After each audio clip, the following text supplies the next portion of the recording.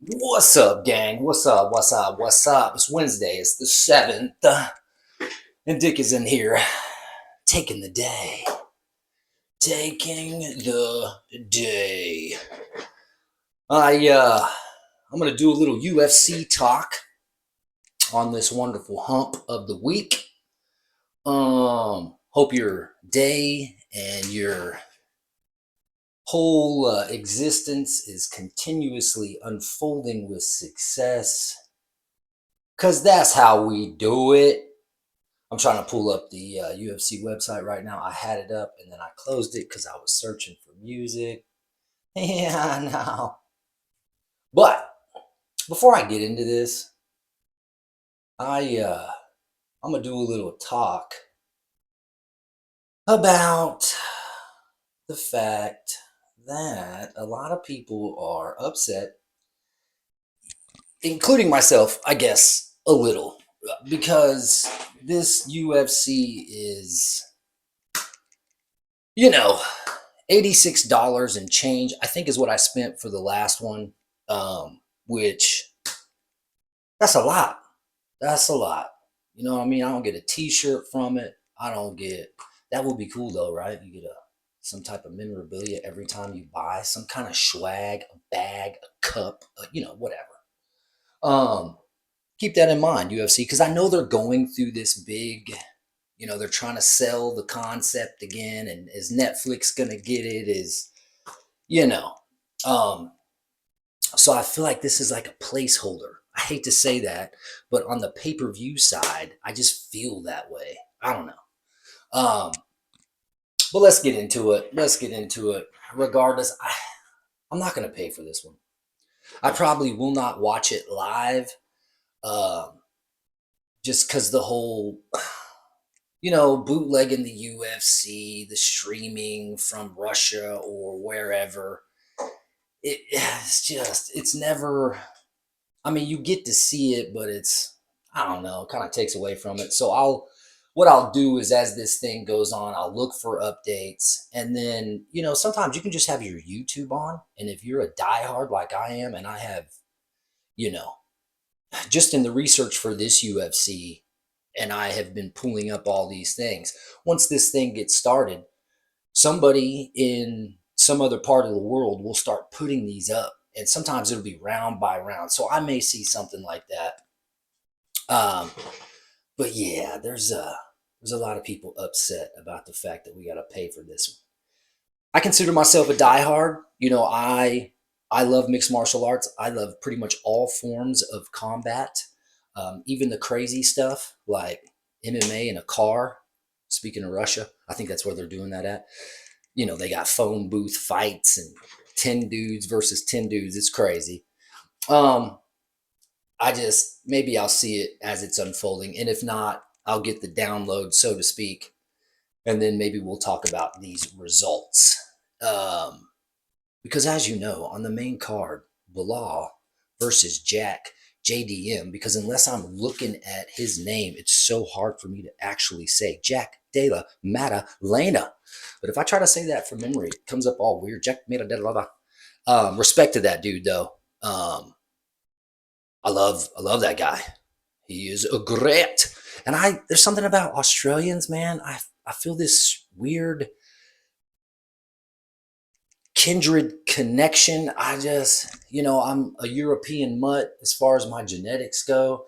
And I know a bunch of the UK bad boys, so to speak, were sent to Australia like a prisoner island or something. I feel like maybe some of my genetics have came from there. I don't know.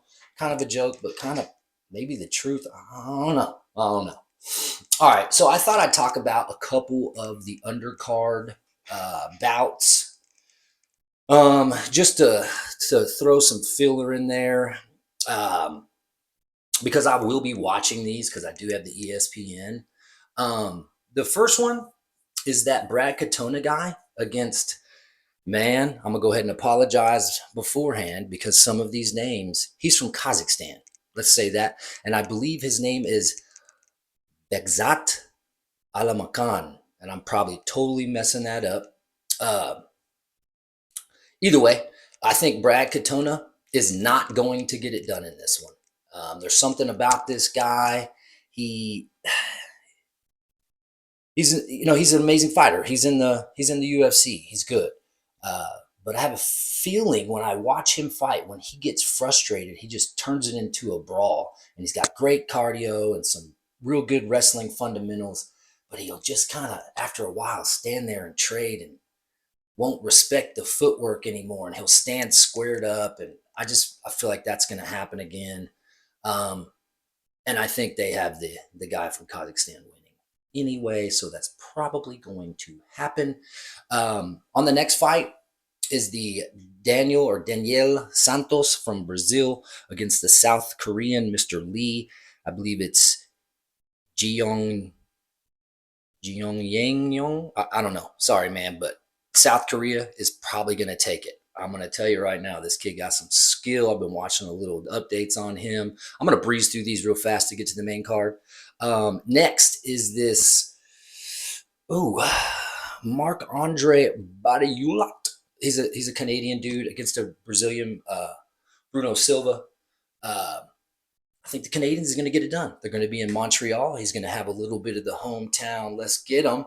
And I don't know. I just got a feeling. And the UFC has no odds on this fight. So, all right. Okay. The next fight on the middle prelims, the late prelims, however you want to call that, New Zealand against Croatia. This Navajo Sterling guy, I'm a big fan of, like I said, Australia, New Zealand. Izzy Adesanya, I Diss on You, is one of my favorites. He resides in that camp of killers.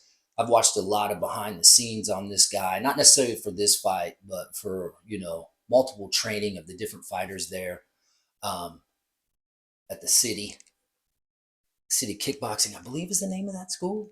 Eugene Berryman, I think. Navajo's going to take this, though. Once again, there are no odds on this fight. The next fight, let's go Navajo, by the way. Navajo Sterling, going to get it done. He's super impressive. The next fight, though, is Modestas Bukakas. I'm probably messing that up. Sorry, bro. Lithuanian guy against the dude from Moldova, Ion Kutaleba. Um, I don't know if I'm saying Ion right. Is that right? Ion. That dude is fun to watch because he is one of those guys that, come home with your shield or on it, the Spartan thing. He knocks out or gets knocked out. I have a feeling, a sneaking suspicion that he's going to get knocked out. Middle of the first round, late in the second, I think he might go to sleep. It's almost a pick 'em though. It's -115 to -105 for the Kuta Libras 105. I think he's gonna get out of there about midway through. I've been watching a bunch of other MMA guys talk about what's going to happen, and especially for like the betting lines. That's usually where I get a lot of my information from, is what the bets consist of, like where's the lock, who's the money fight, all that kind of stuff. I guess this Jessica Andrade fight with the Yasmin Yastuvikas, she's Canadian. Jessica Andrade is a tank of a Brazilian lady. This could be a pretty good fight. But I feel like this is the fight they're talking about being a lock. This Yasmin chick from Canada, she is more than likely going to get it done. She is a -290. Andrade is a +235. So it looks like people, as well as the handicappers, agree with my feelings and sentiments on that one. Man, the next fight, this Mike Malott, he's a Canadian guy as well. Charles Radic are fighting USA versus Canada. I don't know, man. He was on the Embedded too. I was watching some of his moving around, and I know they don't give up a lot of their secrets and training and stuff like that on the Embedded because you're giving away your technique if you show too much. But I was just watching him move around, and at first I had a feeling, oh, this kid's probably going to take it. But now I don't know, man. Um, this one's up in the air for me. This is the prelim fight, I think, that starts the whole thing off. Yeah, I don't know, man. I'm gonna go USA. You know what I mean? Let's go USA. Let's go Charles. But that's totally, I'm just whimming that one, so don't put any brass tacks on that one, if you will, please. All right, let's get into the main card. All right. Um, First fight on the main card is Benoit Saint Denis versus Kyle, another Canadian dude. Benoit is from France, go figure with that name. Kyle Bredo Pripolic. I'm sorry. These names are difficult for me. I am not the best. And I can't sound out my words for some reason. Wow. Benoit Saint Denis is a negative 1,000. I don't see that a lot. And then the Kyle guy from Canada is a plus 650. Chimney Christmas. Well, I mean, You know why I like Benoit Saint Denis? Not necessarily for this fight, but in general, is because uh, Dustin Poirier beat him up. I love Dustin. I love him. He's so good for so many reasons. He's my kind of fighter. Um, yeah, I love that guy, and he beat up Benoit, and he didn't have to, and he took a chance because Benoit stepped up in that fight, and then Poirier showed him what's up, showed him how hard the diamond is. Yeah, man, I feel like Benoit might not get this done because of the. I'm gonna say Benoit's gonna lose. That's just my gut. I'm putting no mental on that. That's just the gusto. That's what I'm feeling. Next fight, Alexa Grasso versus Natalia Silva. She's from Brazil. It's a very common last name in Brazil. Alexa Grasso, though, man, she is, number one. She has been there before, holding gold, all that good stuff. Um, I think Grasso is going to get it done because she's right there, and she wants another shot at the title. She more than likely is going to find her way to the win. She is a hardcore grinder too. Dig that girl. All right. I can't believe. I mean, I'm almost 50. I can't believe I'm still talking about Jose Aldo. Jose, sorry. Um, Fighting a Canadian gentleman. I've seen him fight a couple times. This gentleman from Canada is ranked number 15. Jose's still ranked number 11. Man, I feel like he's lying about his age or something. Jose I hope he gets it done because I love him. He's royalty as far as MMA is concerned and has provided multiple entertaining fights. I mean, if it wasn't for Jose Aldo, I don't think Conor McGregor's rise would have been so great because he slept him with that one punch to kind of build his whole, you know, whatever, his Irish takeover. And then he ruined it by getting too rich and liking cocaine, but that happens, right? Uh, yeah, I was watching Jose get ready for this fight, and something has happened with Mr. Jose over the years, and he's an amazing leg kicker, like kicker in general. That Brazilian style kickboxing is. You think Anderson Silva and guys like that from around the way. Um, Man, just amazing. Jose is slated to win this fight, but I noticed in his training, and I know, like I said earlier, they don't give you a lot on the embeddeds, but I was watching some other stuff and it was in Portuguese. But Jose just his body conditioning, he looks a little soft. So I don't know if he's not taking this guy seriously.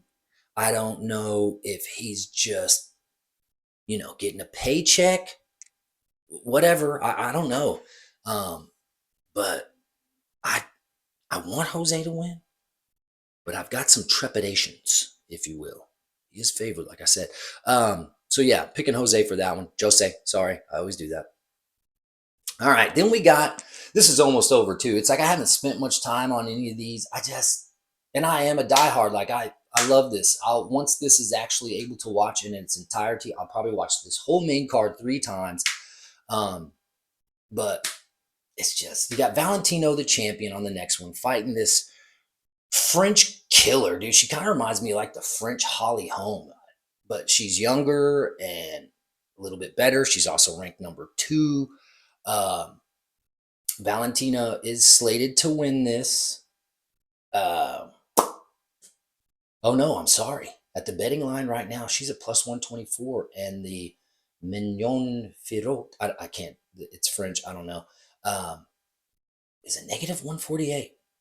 All right, well, definitely this can get done. I just feel like what's going to be the deciding factor in this is the fact that Valentina is able to throw multiple strikes, whether it's punches and kicks, combinations that lead to a kick, or a kick that starts off a hand combination. And then what looks like another strike is coming. Boom, she's taking you down. And she's quick. There's something about her genetics and the way her body's set up. She's able to do this. And what looks like a duck shot, boom, she's in for the takedown. I have a feeling that she might even submit the French girl. I have a feeling that she may just grind her out, make her tired, and then finish her with strikes. Probably, since this is for the belt, 5-round, 25-minute fight, I have a feeling that she will also, a variable is that she's just going to tire her out with some of the wrestling and then stand back up, pick her apart, and then TKO possibly before we reach the 25 minutes. All right. We got the big dog, the big fight. We got Belal Muhammad, Mr. Jack Della Maddalena. And he is, Belal's slated to win. He's a negative 205 to Jack's plus 170. Jack's Australian. You know how I feel about my Aussie brothers. And them boys from down under, man, they're some of my favorite people. I love the mentality. I love the fight. I love the grind. I'm not going to hate on Belal, but there is something about him. I don't know if it's his attempt at a character, because it is kind of cringy when he does the thing. Like right now, I've been seeing in the embedded and some of the other stuff there on the interwebs of socials, him talking about like he's got better hands than Canelo. Like, man, are you trying not to make me like you because it's working? No, sir. You are no way, shape, form of striking caliber, especially with pugilisms with your hands under the Queensberry rules. There's no way you're even close to that process. But Mr. Muhammad is undeniable. He has the belt. I mean, it's a great lesson to learn, I think, by watching this man retain the title, get the title, retain the title, and continue to grind out these wins. I don't think he's ever had a significant knockdown of an opponent in any of his fights. He is just so great at throwing a simple, rudimentary 1-2 combination and then getting the takedown, either the takedown or pressure up against the fence, and people just can't escape it. And if they do, he's able to do it again. His cardio is, I'll use the word undeniable again. It is crazy. And that's, he literally grinds out these wins. It's a little derogatory, but they call it wrestle humping. He's real good at wrestle humping. They usually say the other word, but whatever. Yeah. I don't want him to win. I want him to be done after this one. I want Jack to beat him in such a decisive manner that it shows everyone else that's going to face Belal Muhammad on how to do it. And I don't know if that's, I keep on going through scenarios in my head of like how this is going to happen. I don't know why I keep on thinking the second round. Jack has a tendency to start a little slow. I don't know if he's downloading his opponent and their actions on, what's going to be the plan of attack on the second round moving forward.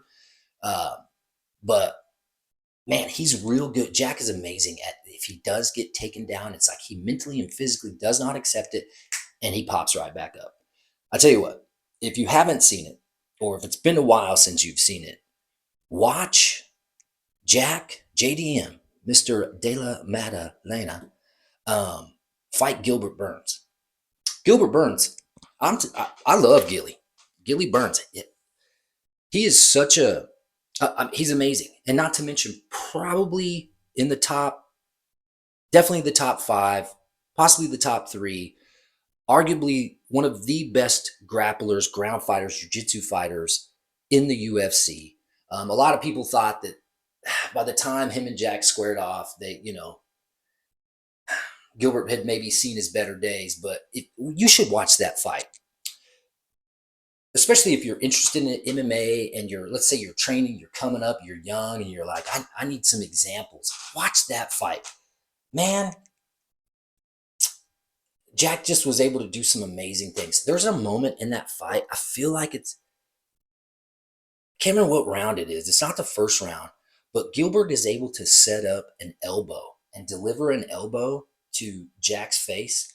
And if you look at Jack's nose, man, that thing is compromised. I feel like if that thing was fixed and he could actually breathe better, he would be, even better of a fighter, because he has to mouth breathe, if you'll notice. And that's not the most optimal way to breathe if you know anything about breath work. But Gilbert lands this elbow, schnack, and Jack's composure and demeanor does not change. He continues to move forward. He doesn't get too excited. It doesn't seem to faze him at all. But the crazy thing about this moment is if you were to look at Gilbert's face after he did it, he just like shakes his head in disbelief and then a sigh like, okay, what's it going to take to get this guy out of here? And Gilbert ultimately does not, and he loses the fight to a bunch of elbows and strikes.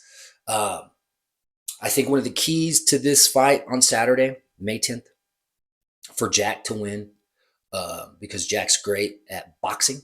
If we're comparing anyone to a professional boxer and the skill and footwork and just the way it really works on a technical level, Mr. JDM, Mr. Jack is, I believe, way above Bilal Muhammad's skill level when it comes to just throwing hands. Yeah, I feel like Jack is going to work the body, open up the head for shots. Of course, Bilal is going to be throwing combinations and then going in for takedowns and trying to basically ground control for points in every single round, because that's kind of what he does. He does add damage to it, but none of it's ever so significant to where you're like, oh, the guy's almost out of there. That just doesn't happen. And Jack is tough as an Australian nail. Okay, I'm talking about, he's tough. He's tough. I'm going to pick Jack. I know that's not the popular opinion right now, but Australia is going to get this done. And they're going to get it done Saturday night in Montreal, Canada. Let's go. Let's go. Let's go. All right, I'm going to make this one short. I've been doing so much research on this. I'm at 25 minutes anyway. But I just want to put this up there a little bit earlier because I never really I usually wait till the day before the fight. Maybe this way on Friday I can put up a little something else. I don't know what that's going to be. But yeah, that's where we're at with this one. All right, I'm going to go ahead and dip. I got things to do. I got meal prep and gym to get to. Feeling kind of, I don't know, soft today or whatever. So I'm going to go shake that off, move some weight around. Thank you very much. If you were to make it to the end of this thing, I really appreciate it. Friday will probably be the next time I return and see you. Might even be a long form. Just kind of depends on how the day starts for me on Friday. Got some things rolling around on the agenda. But day takers, I love you. Once again, thank you. I'm going to go ahead and spread the word that I always spread. And that is, take your day. Day takers, take the day. Dick, take the day. Dick's out here taking it. Join me in whatever attempt that means for you. Wins in the bag. That's what I'm always talking about. No matter how small the win is, it is significant. And it adds weight to the win. So let's go. Let's go. Let's go. I got my winning lottery ticket tonight. I'm gonna get that squared away. Production is gonna be amazing soon because I'm able to put some finances on it. But remember, everyone, spread your love, share your knowledge, get in there, take your day. Dick's gonna dip. I'll see y'all on the flip. Much love, my friends. Much love. Let me go ahead and let me do a little something for fun here. I feel like we need a little pick me up, if you will. Something to ride that hump. Let's get in there. Love you guys. Yeah.